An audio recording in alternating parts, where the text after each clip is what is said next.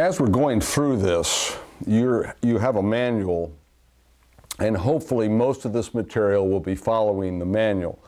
Now, what I hope to do, though, is also to embellish the manual, give you material that's not necessarily there, to give you a wider understanding of the concepts that I'm trying to give to you. So we'll try to have the manual work with these talks right now, and I will try also to make sure that when I'm talking about a topic, you're aware of where in the material that I am. I also, too, want very much to tie together this material. I think there's common themes that you'll see come up over and over again. You'll hear me talk about over and over again. Themes that are absolutely critical, such as the theme of self-awareness, being the non-anxious presence, the well-defined leader or person, which is the foundation for being a good coach, actually. So you're going to hear me talk quite a bit about that, and then that will come up over and over again, as will the concept of anxiety and how anxiety as a fuel, if you will, or electricity that runs through all of us, and how, in fact, it can become very, very detrimental to us, depending on how our lives are unfolding. And how that, though, can be harnessed in ways that can make you much more effective as a coach. You're going to hear me talking about those kinds of things, too. And hopefully all these pieces then tie together so that as you yourself go out and begin to coach people, you can be effective. That's my main goal, more than anything else, is to make you effective. Now, on some of the slides, and you're going to have some slides that are going to be interposed in these talks. The first few slides talk about, and I'm just going to touch on a few of these points, but we're going to talk about, first of all, the benefits coaching is going to have to you as a coach. I find this very, very much. As I've talked to people, and I've literally talked to people for 45 years in professional positions that I've had, talk to people in all different kinds of life and all different walks of life. I find that what I learn has been exponential. Hopefully they've learned a lot and they've been able to change a lot of things too in their lives, but it's been incredible how it's changed me. And I think as you're going through not just these talks that I'm giving to you right now, but as you're going into a coaching ministry and working with people in a coaching relationship, I think you'll find that your knowledge and skills expand. You're going to hear things that probably you hadn't heard before, or you've heard before, but you've never quite heard them put the way that you're going to hear them. You're going to also, and as we talk, I'm going to talk actually in two particular distinct areas. I'm going to talk about you as an individual, and I'm going to talk about the organizational world, or what we talk about as systems. Now, because we're Westerners, and most of the people I would assume watching these lectures are going to have a Western mind, Westerners tend to break things down into component parts. And as a result, if you look at psychology, and often if you look at theology and other studies in life, what you will find is the individual is the focus point.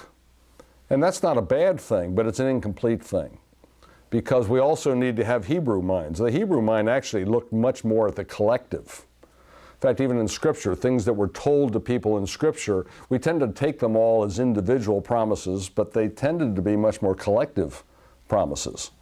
But our minds as Western minds don't tend to work so well that way.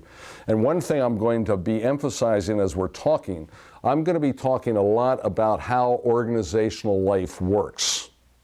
And one of the things I want to talk about is how the church organizational world is quite a bit different from any of the other organizations that I work in. I think it's much more complex. I think it's much more difficult to know how to navigate effectively. And as I coach many, many ministers around this country in various traditions, what I find is they get caught over and over again in particular problems within that organizational context that creates undue problems. But anyway, there's benefits that I think you will find as a coach, as you coach. But then there's also, of course, there's benefits that accrue, hopefully, to the coachee, which is exactly what we're in business to be doing as coaches, to help them, first of all, understand themselves, and understand themselves within the context in which they are serving.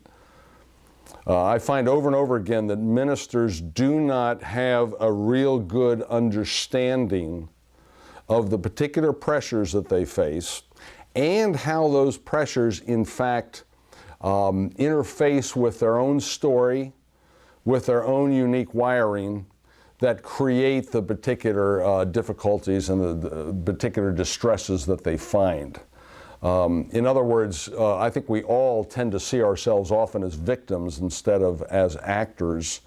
We see the world acting on us and we responding to the way the world is acting on us, as opposed to seeing that, in fact, often we ourselves have set up situations that lead to many of the difficulties that we have. So we'll be talking about that.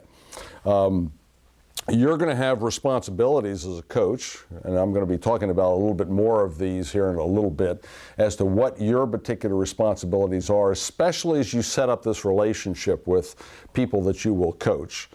Setting it up and setting the expectations is going to be very, very important. But also the coachees are going to have responsibilities too. And we're going to talk about that. We're going to talk about exactly what those responsibilities look like, how you contract with them as to what you're going to be doing with them. Actually, these initial, and I'm going to have in the next hour, we're going to talk about how those initial sessions that you set up with people that you're coaching, even if they're somewhat more informal, that they be set up with clear expectations. One thing you'll find, and I found this over and over again in all the different relationships that I've worked in, and I've probably worked with several thousand couples just to begin with, much less families and individuals and people in organizational life. One thing that you find over and over again is people have incredible difficulty with expectations. And if they don't monitor expectations well, if they don't recalibrate expectations as the nature of the relationship changes, they end up over and over again running into trouble and then wondering, why have I run into this problem at this point? So we're going to talk about all those particular expectations. But at this point, I want you to possibly look at some of the slides. We're going to take a little bit of a break, and then we're going to come back and start talking about setting up some of these particular expectations and what that will look like.